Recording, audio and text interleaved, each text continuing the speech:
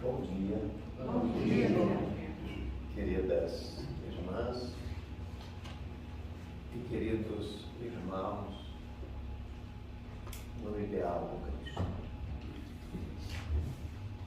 Quero dizer inicialmente que é uma grande alegria estar aqui nesta casa, voltar a esta atividade depois de passada a fase mais aguda da pandemia que veio assolar o nosso mundo. E eu agradeço por esta oportunidade. Muito obrigado. A dirigente, neste momento, usou um termo que me chamou a atenção. Conexão. Conexão é estar ligado. Deus, esta realidade inquestionável, mesmo que haja pessoas que digam que não existe Deus, e a gente sabe que existem muitas pessoas que dizem, afirmam isso expressamente, que não existe Deus. E dizem isso também no seu comportamento todo. A gente compreende isso, porque a história da humanidade é que causou isso, essa reação de alguns indivíduos se colocarem nessa posição de negar a existência de Deus. A gente compreende isso. Mas estamos todos conectados com essa realidade que nem conhecemos.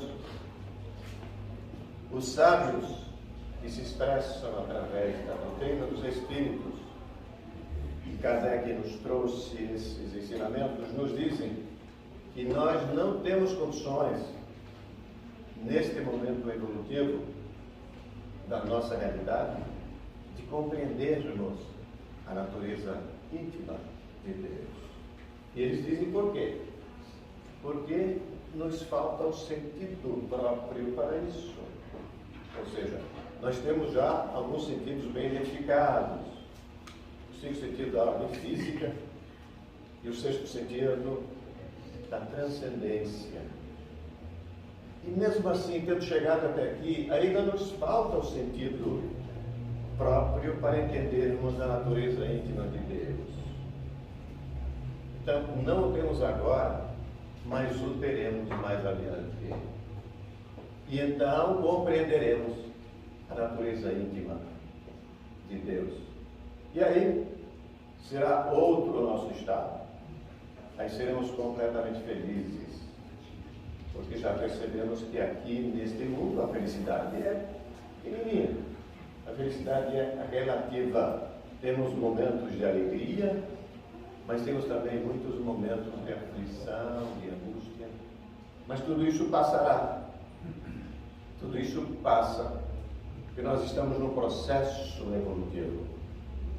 E alcançando esses estados mais avançados nesse processo, nós então estaremos livres dessas angústias que agora nos alcançam e seremos então completamente felizes. E neste momento, nesta manhã tão bonita de sol, que agradecemos a Deus pelo sol que nos ilumina, que nos aquece. Se chovesse também agradeceríamos, não é? Porque a natureza é criação divina. Então nós vamos fazer um passeio aqui em torno desse tema, trazendo alguns sábios, para que nós possamos então alimentar a nossa alma com essas reflexões que eles nos proporcionam. Será um passeio muito curto, de 35, 40 minutos.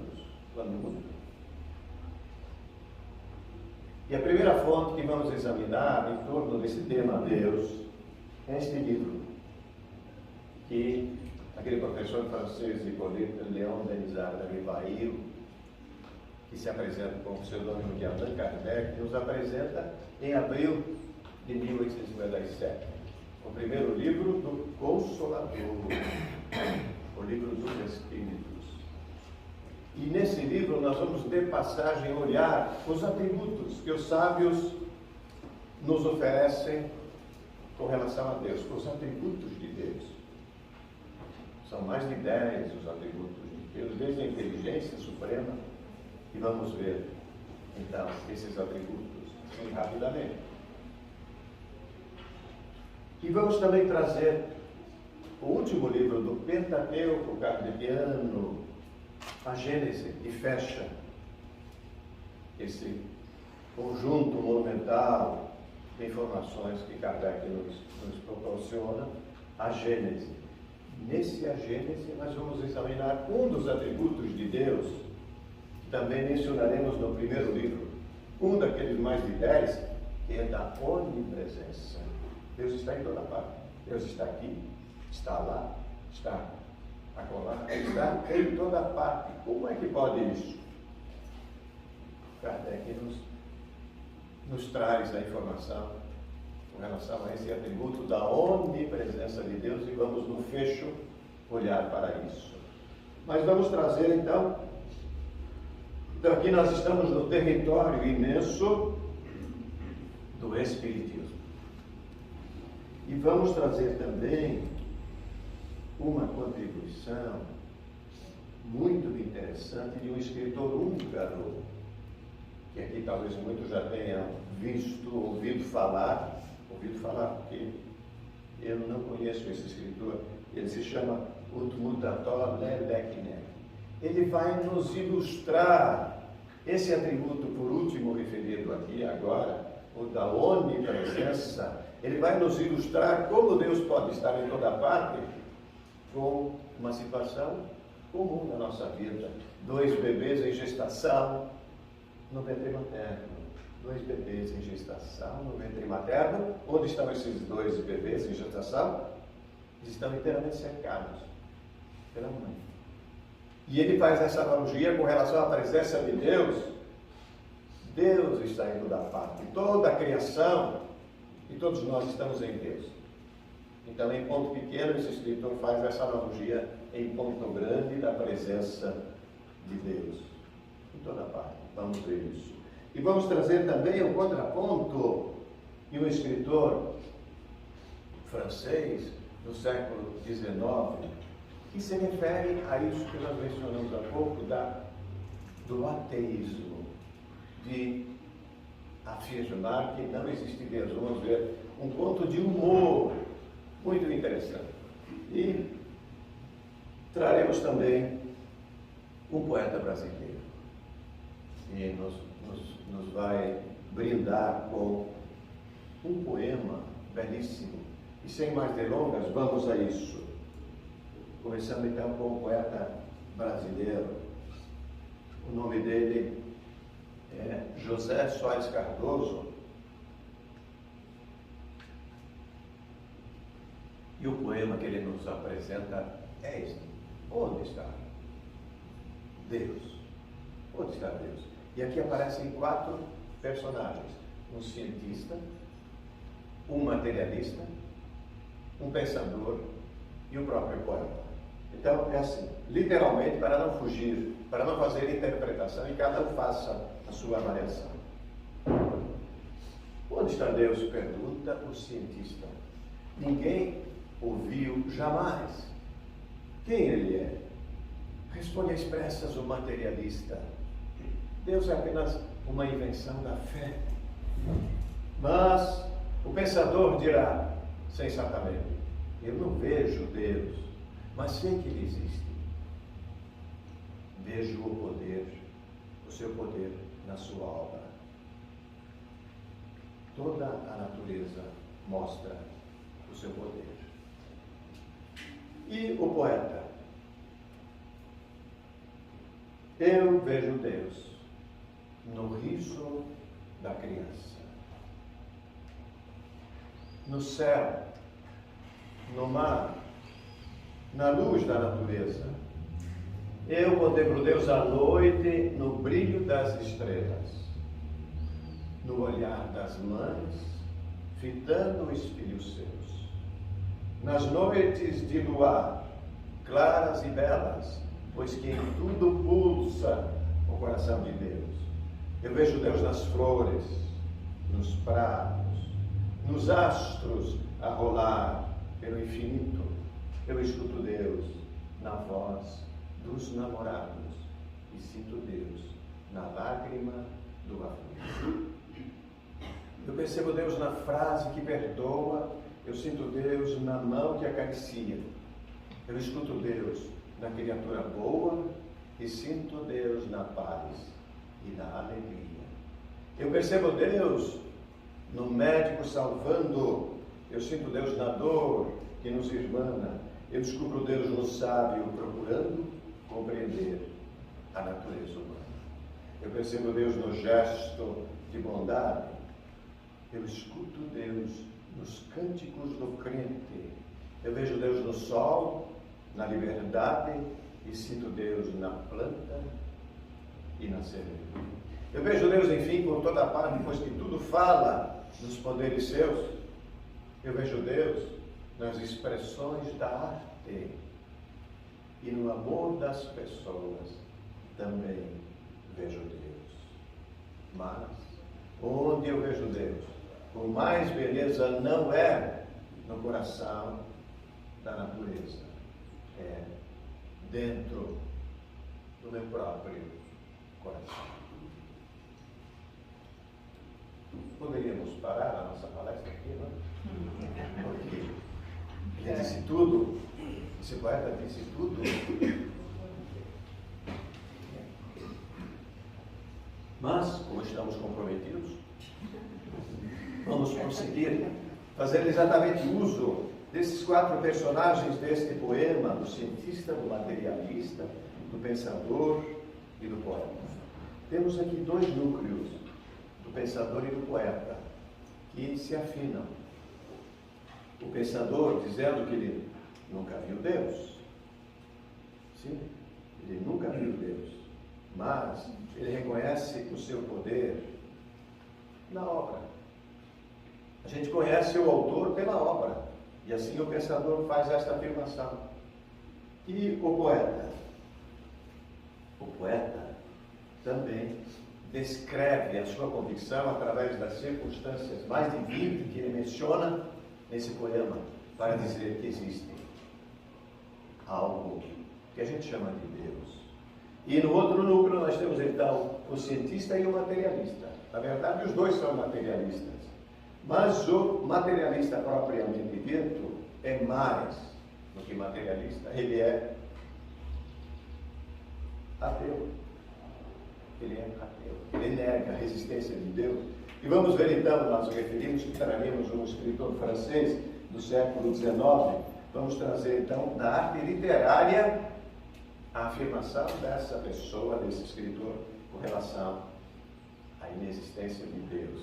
E este conto curtinho, eu o encontrei neste livro, Os 100 Melhores Contos de Humor. É uma delícia este livro, são 100 contos, não só do Brasil, nem só deste tempo, mas de várias épocas e de muitos países. Os 100 melhores contos de humor da literatura. Universal, nem tanto, é da terra mesmo. O título, esse aqui, Deus, escrito por Alphonse Allais, que viveu de 1854 a 1905. Ou seja, este escritor nasceu no ano em que Kardec, professor Guimarães, estava começando a pesquisar aqueles fenômenos que aconteciam na França, embora tivessem começado nos Estados Unidos, aqueles fenômenos extraordinários que a espiritualidade utilizou para despertar a atenção da humanidade. Então, nasce Alphonse Allais nesse ano e ele se tornou escritor e é considerado na França o príncipe dos humoristas. Os humoristas. E ele fala de Deus com humor. Não é um deboche, mas é uma ideia bem interessante, bem criativa. Eu trago também esse conto literalmente. Não vamos ler as primeiras linhas. É uma festa noturna. Imagine uma festa noturna, século XIX. Essa festa atravessa a madrugada. Ela só termina no raiar do dia. A partir daqui vamos ler, então, para não interpretar.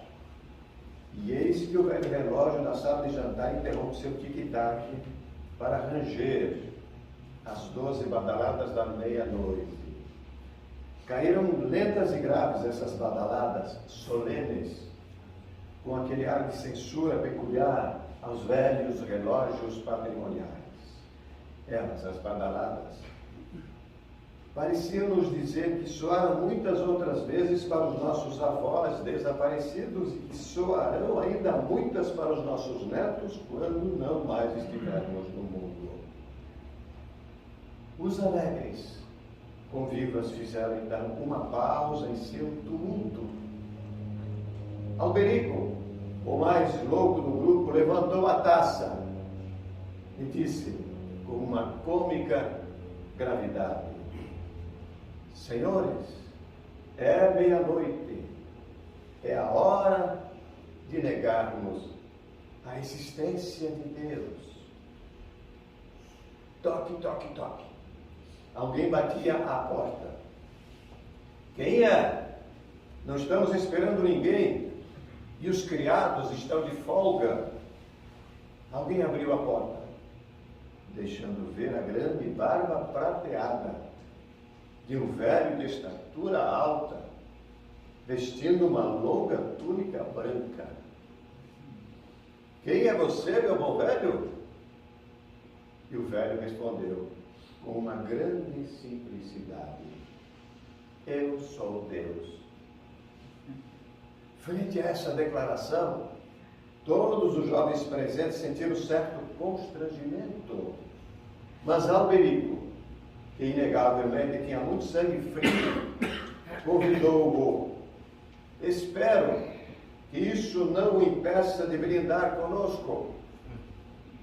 Na sua infinita bondade, Deus aceitou o convite do moço e em pouco tempo todos se sentiam à vontade. Recomeçaram a beber, a rir, a cantar. O azul matinal já empaladecia as estrelas quando resolveram se separar. Antes das despedidas de seus anfitriões, com a melhor boa vontade do mundo, Deus concordou que ele, Deus, não existia. Com a melhor boa vontade do mundo, que esse Deus é absolutamente bom, ele é de boa vontade, a sua infinita bondade. Então o escritor reconhece, não é? Mas ele, como escritor, como pensador, ele cria essa pérola literária nesse tempo, século XIX, em que o ateísmo estava no auge, em razão dos tantos dogmas igrejeiros que afrontavam a razão. Então veio o escritor, na sua singeleza, cria essa peça de humor para dizer que esse Deus não existe. Um Deus assustador, bem diferente daquele Deus a que se refere o nosso amigo maior, Jesus. Um Deus a ser amado e não um Deus a ser temido, um Deus cruel. Não. Deus é soberanamente justo e bom e é incapaz de maltratar quem quer que seja. Então, essa é a expressão da arte literária do século XIX. Vamos ao passo seguinte, do cientista, que comparece nesse poema desse poeta brasileiro. O cientista faz a pergunta, ele quer saber. O cientista não afirma, ele quer saber, ele está pesquisando. Então ele pergunta: quem é Deus? O cientista. Ele pensa, ele pesquisa até achar a verdade. Então ele pergunta: quem é Deus? Mas aqui temos já um equívoco de saída, porque quem é pronome pessoal. Você quer saber quem é o zelador desta casa? Quem é o zelador? É uma pessoa. Quem é o prefeito municipal de Curitiba? Quem é uma pessoa. Então, se você fizer essa pergunta com relação a Deus, quem é Deus, você está partindo de um pressuposto de que Deus é uma pessoa. E não é nada disso. Kardec corrige isso já no primeiro livro e nem espera a resposta, porque ele já corrige na pergunta. Kardec não pergunta quem é Deus. Kardec pergunta que é Deus. É a primeira das 1019 perguntas do Livro dos Espíritos. É o tema de entrada, como diz a nossa dirigente, o tema mais importante para todos nós. Deus. Então Kardec afasta esse caráter antropomórfico, assustador, para nos aproximarmos, fazermos essa conexão, ideia também da nossa dirigente, a conexão com esse Deus do Cristo, esse Deus de amor, sem limites, sem condicionamentos. Então Kardec vai ao largo desse conceito antigo que precisamos esquecer para criar uma nova compreensão a respeito desse Deus. Vamos imaginar, então, irradiando, esse Deus irradia para todo o universo. Não seria essa a imagem apropriada, porque Deus não está num determinado lugar. Mas vamos nos valer dessa ideia da irradiação. Assim, que nós ainda precisamos de materializações, porque nós ainda estamos muito envolvidos com a matéria. Então vamos supor que Deus irradia por toda parte, todo o universo, mas vamos colocar nessa irradiação aquilo que Kardec anota como resposta à sua pergunta: que é Deus? E aí ele vai anotando e vai comentando e vai nos colocando na possibilidade de fazermos uma nova compreensão a respeito de Deus. Inteligência suprema. Existem muitas inteligências no universo. O princípio inteligente que Deus coloca no momento inicial da criação, o princípio inteligente, ele se desenvolve ao longo de um processo evolutivo que nós nem sabemos quanto dura. A nossa casa planetária, a Terra, tem 4,5 bilhões de anos. Quem presidiu esse processo foi o nosso governador espiritual, Jesus. Inteligências. E cada um de nós, que somos um grau de inteligência, chegamos até aqui, mas esse não é o nosso ápice, esse não é o nosso auge. Nós estamos num momento de compreensão para acelerarmos o passo na direção dessa conexão que podemos fazer com Deus, e ela será inteira mais adiante, quando estivermos mais libertos da materialidade. Então, Kardec anota inteligência suprema e fonte primeira ou primária. Eu prefiro primeira. A Federação Espírita Brasileira prefere primária. Eu acho que primeira é melhor, porque é uma questão cronológica, é uma questão de tempo. A fonte, a meu ver, não pode ser primária, porque a fonte é perfeita. Deus é perfeito. A criatura é que é primária. Então a fonte, a meu ver, eu tenho essa colisão com o entendimento expresso no Livro dos Espíritos, editado pela Federação Espírita Brasileira, que afirma que prefere o termo fonte primária. A fonte não é primária, a fonte é perfeita. A criatura é que é primária, porque ela está no início do seu processo evolutivo. Então, a fonte primeira ou primária, dependendo do tradutor, ele é imaterial. Nada a ver com a imagem que possamos estabelecer com relação a Deus. Nada a ver. Ele é imaterial, ele está fora dessa materialidade que nós ainda, na qual estamos ainda envolvidos. Ele é imutável.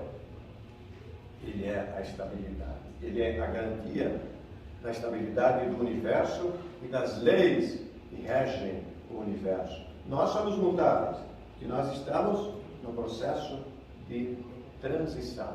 Somos seres perfectíveis. Vamos alcançar a perfeição. E Ele é infinito em suas perfeições. Nós temos algumas qualidades, já alguns atributos, mas elas são ainda muito limitadas, as nossas qualidades. Nós podemos expandi-las e vamos expandir na medida que demonstramos esse interesse em saber e em amar. E Ele é, além disso, Ele é onipotente. Todo o poder está em Deus. Mas Ele não usa para oprimir, para maltratar. Ele usa para direcionar. E Ele é onipresente. Ele está em toda parte. A onipresença que nós vamos utilizar no fecho da nossa reflexão. Onipresença. Como pode Deus estar em toda parte? Ele é onisciente. Toda a ciência, todo o conhecimento que existe no universo está em Deus. E nós vamos adquirindo, vamos buscando, vamos compreendendo e vamos nos apropriando do conhecimento. E tudo que já adquirimos em encarnações passadas está guardado na nossa memória integral. Nada se perde. Tudo o que adquirimos está conosco. Neste momento, nós estamos com estas limitações próprias da nossa condição de agora. Mas nós temos muito mais do que isso que nós estamos apresentando agora. Nós temos um patrimônio que foi formado ao longo dos diversos reinos da criação e nada está perdido. Tudo está guardado. E mais adiante, como diz João de Ângeles, em um dos livros do Divaldo Franco, todo esse patrimônio será decodificado.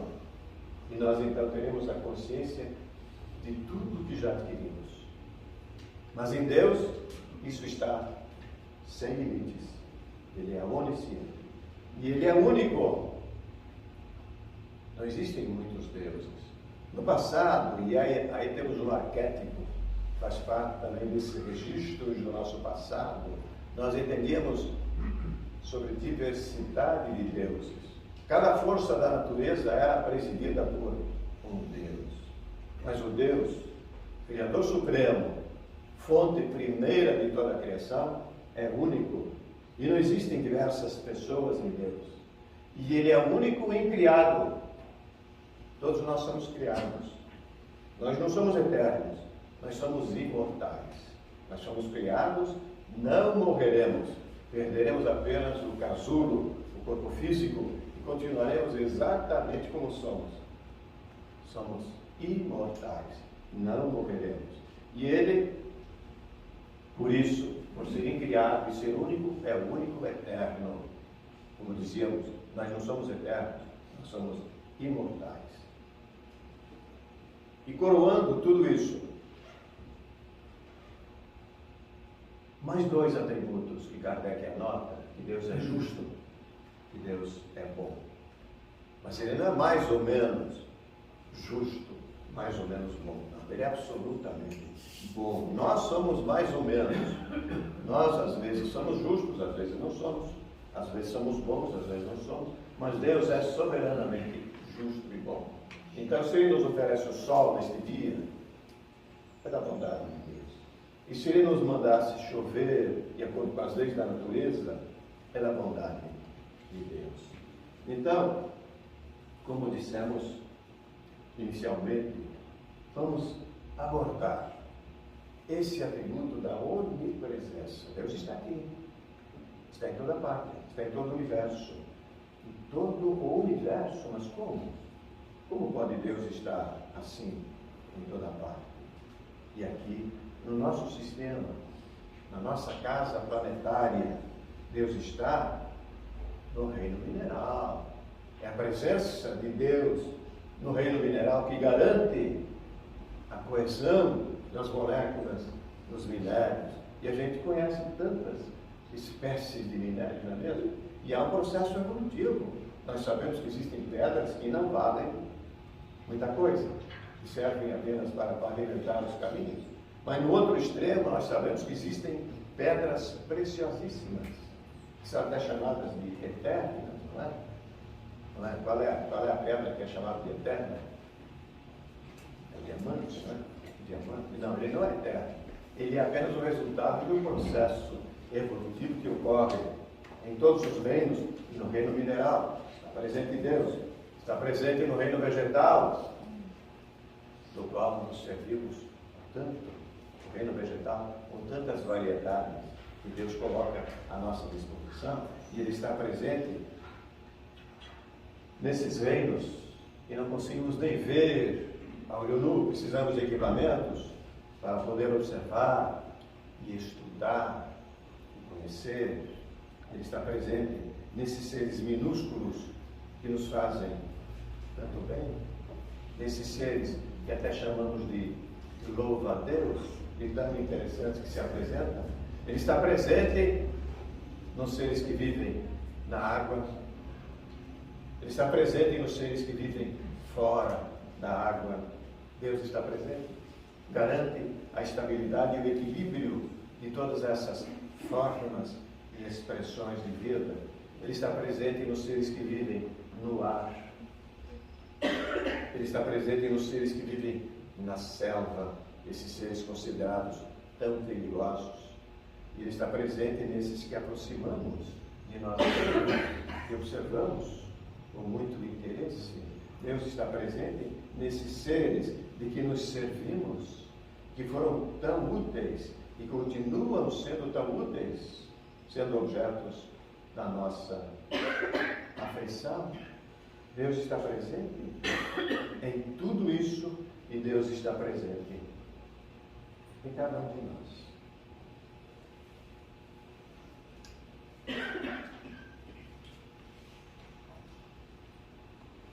Em cada um de nós Deus está presente. Então, Kardec nos permite ter essa compreensão para o infinito mesmo. Nós estamos caminhando para o infinito. Kardec, com o primeiro livro, o Livro dos Espíritos, depois o segundo livro, o Livro dos Médiuns, em 61, em 64, o Evangelho segundo o Espiritismo, no ano seguinte, o céu e o inferno, e em 68, a Gênese. Não poderemos avançar na apreciação dessas obras, porque o nosso foco está bem determinado. Deus. Então, vimos no primeiro livro de Kardec, vimos os atributos de Deus. Todos aqueles mencionados logo no início do livro. E prometemos que veríamos no último livro, a Gênese, o quinto livro que Kardec nos apresenta.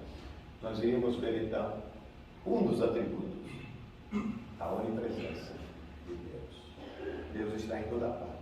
Mas antes de vermos o que Kardec nos mostra nesse livro, a Gênese, sobre a presença de Deus em toda parte, vamos trazer aquele escritor húngaro que referimos inicialmente, que nos dá uma analogia da presença de dois bebês em gestação no ventre materno, fazendo essa analogia da presença de Deus no universo. Então, assim, dois bebês em gestação no ventre materno. Aqui estamos ilustrando já prontos, mas eles não estão prontos, eles ainda estão em gestação. Estão assim, com contornos não bem definidos. Então, ele fala exatamente da existência e presença de Deus, esse escritor húngaro.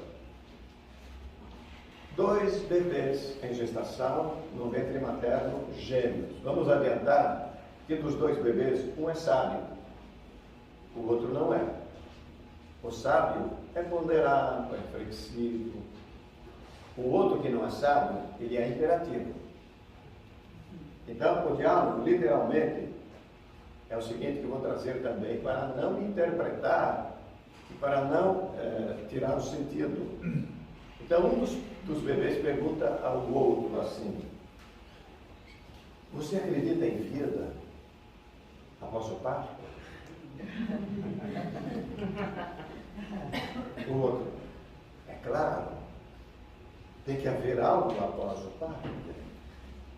Talvez nós estejamos aqui para nos prepararmos para o que virá depois.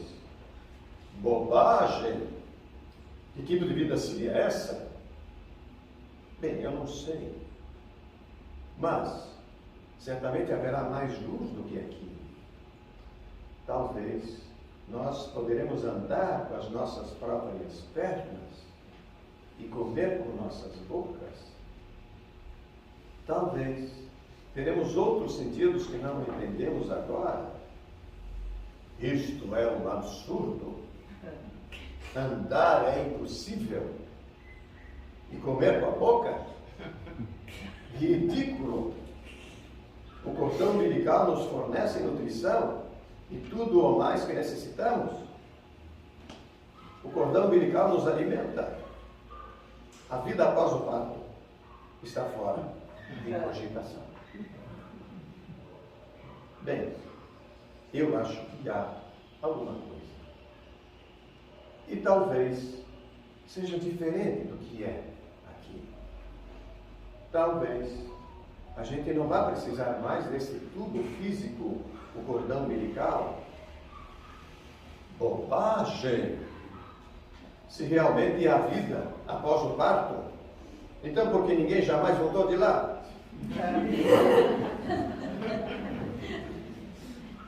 Bem, eu não sei, mas certamente vamos encontrar a mamãe.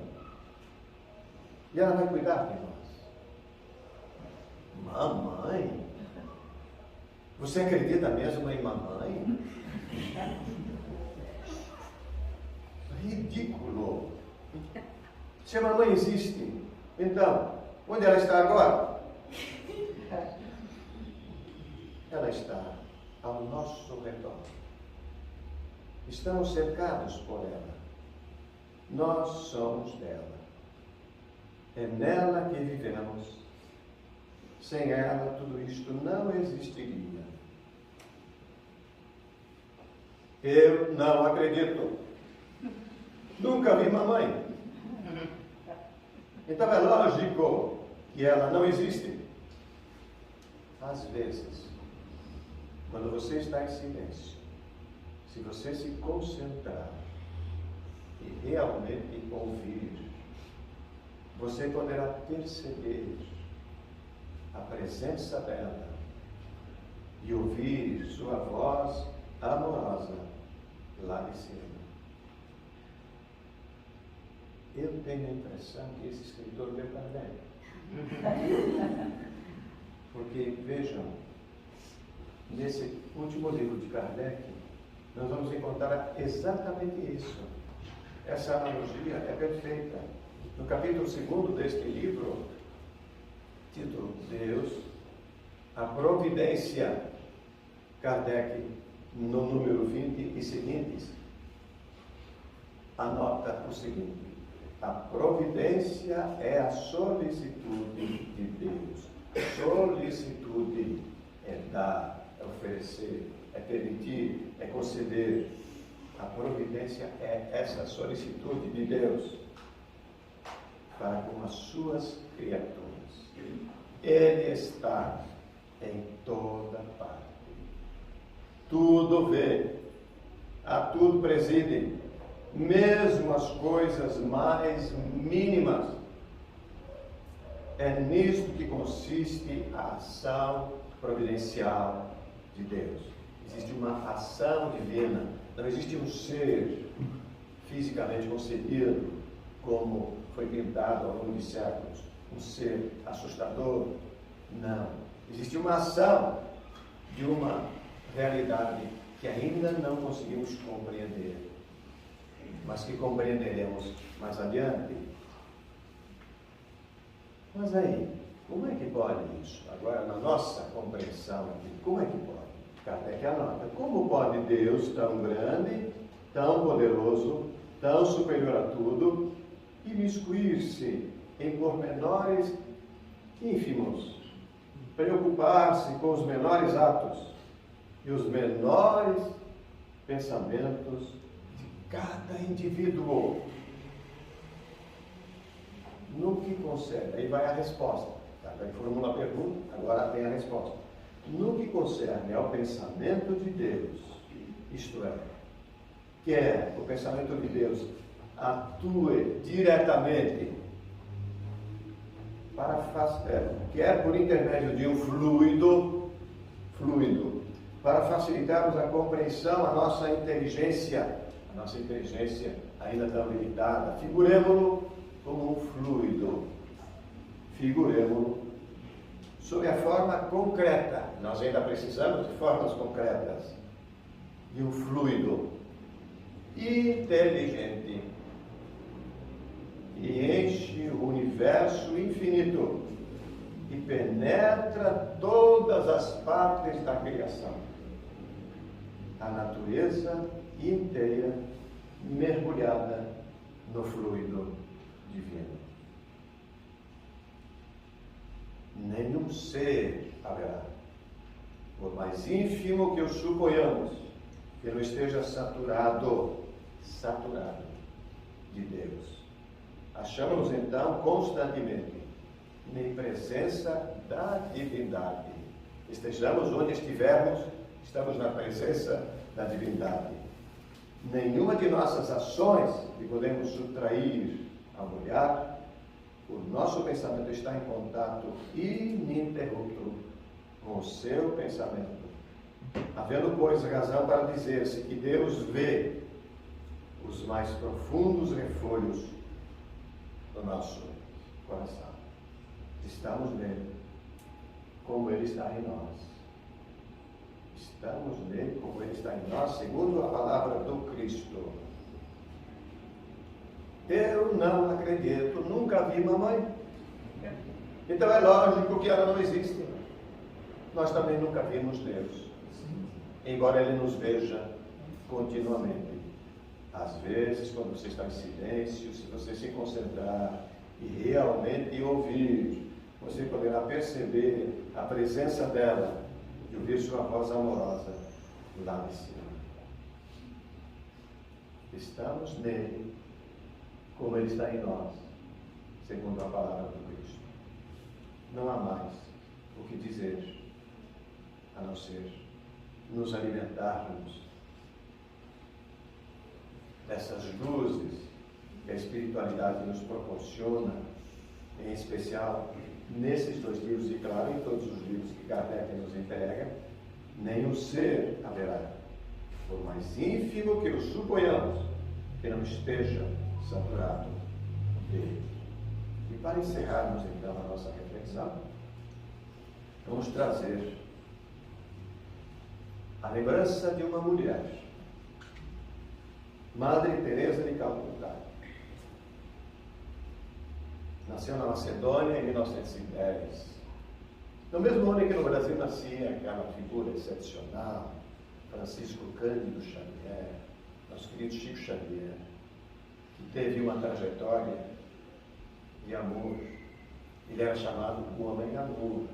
O século XX, apesar de tantas contradições, de tantos conflitos, nos oferece também muitas luzes.